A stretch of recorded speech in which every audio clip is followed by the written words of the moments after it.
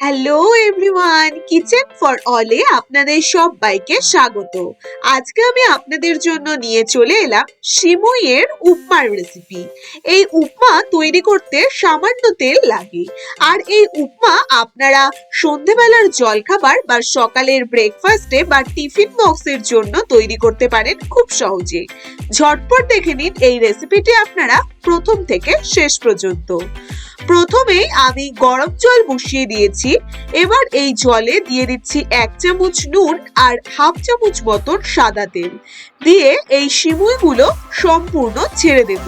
সিমুইটাকে প্রথমে বেশি ঝুড়ো ঝুড়ো করে করব না, ভাঙবো না, একটু গোটা গোটাই সিমুইটাকে দিয়ে দেব।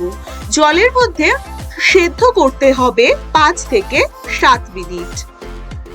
5-7 মিনিট খুব ভালোভাবে জলের মধ্যে সেদ্ধ করে নিন। এবার সেদ্ধ করে একটি ঝাঁঝরির ওপর জলটাকে ঢেলে ফেলতে হবে। জলটা খুব তাড়াতাড়ি ঢালতে হবে, না হলে সিমুইটা দলা ধরে যেতে পারে। আর তেল দেওয়ার জন্য সিমুইয়ে কিন্তু একদমই দলা ধরে যাবে না। এবার ওপর দিয়ে 2 গ্লাস মতন ঠান্ডা জল দিয়ে দেব তাতে। এবার সিমুইগুলো হালকা হালকা একটু নাড়াচাড়া করে ছড়িয়ে রেখে দেব। প্রত্যেকটা সিমুই কিন্তু একদম লাগেনি গায়ে গায়ে, একদম ঝরঝরে রয়েছে। এইভাবে সেদ্ধ করে রেখে দিন। এবারে ফ্রাই প্যানে দিয়ে দিচ্ছি সামান্য সাদা তেল। এবার তাতে প্রথমে বেশ কিছু বাদাম ভেজে নেব, একটু লালচে লালচে করে। সিমুইয়ের এই টিফিনটি বানালে পেট অনেকক্ষণ ভরাও থাকে, আর খেতে কিন্তু একদম চাউমিনের মতন টেস্ট। এবার তাতে দিয়ে দিচ্ছি বেশ কিছু পনির। পনিরগুলো এরকম ছোট ছোট টুকরো করে দিয়েছি, যেন প্রত্যেক বাইটেই এরকম পনির মুখে পড়বে। এরকম পনিরগুলো হালকা একটু লাল লাল করে সামান্য ভেজে তুলে নেব। পনিরগুলো তুলে নিলাম। এবারে সেই তেলে দিয়ে দিচ্ছি 1 চামচ সর্ষে আর বেশ কতগুলো কারি পাতা। একটু হালকা নাড়াচাড়া করে নেব দুটিকে। একটু হালকা নাড়াচাড়া করে তাতে দিয়ে দিচ্ছি একদম ঝিরিঝিরি করে কুচোনো পেঁয়াজ কুচি। সম্পূর্ণ পেঁয়াজ কুচি দিয়ে খুব ভালো করে পেঁয়াজগুলো লাল লাল করে একটু ভেজে নিন। পেঁয়াজটা পরিমাণে একটু বেশি দিতে হবে। একটু লাল লাল করে ভেজে নিয়ে তাতে দিয়ে দিচ্ছি কতগুলো একদম ছোট ছোট করে টুকরো করে কেটে রেখেছি আলু, সেই আলু।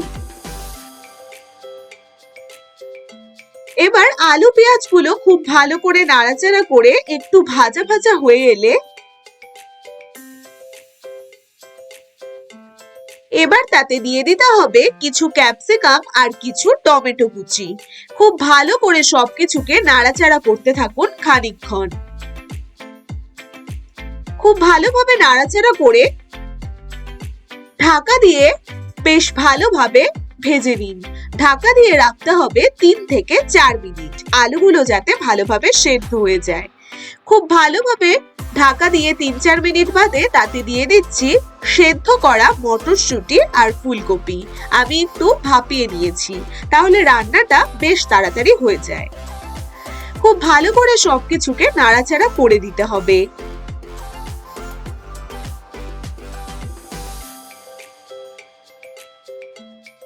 করে এবারে তাতে দিয়ে দিচ্ছি টেস্ট মতো নুন,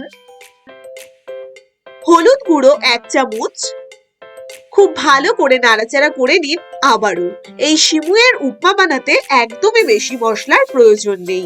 সামান্য টেস্ট মতো নুন আর হালকা একটু হলুদ গুঁড়ো।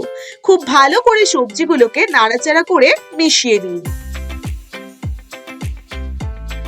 মিশিয়ে নিয়ে আবারও ঢাকা দিয়ে রাখুন মাত্র 2 মিনিটের জন্য। সেদ্ধ করা এই সবজিগুলোর গন্ধটা কিন্তু ভীষণই ভালো লাগে। এবার তাতে ওপর দিয়ে ছড়িয়ে দিতে হবে ভেজে রাখা বাদাম আর ভেজে রাখা পনিরগুলো। ভালোভাবে সবকিছুকে নেড়ে নিন খুব সামান্য।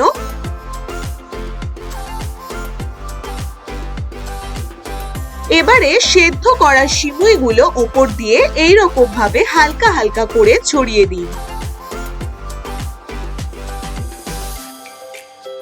ব্যাস, এবার সম্পূর্ণটা খুব ভালো করে নাড়াচাড়া করুন উল্টে পাল্টে। এইভাবে সিমুইয়ের উপমা তৈরি করা ভীষণ সহজ, আর সিমুই খেতে কিন্তু ভীষণই হালকা।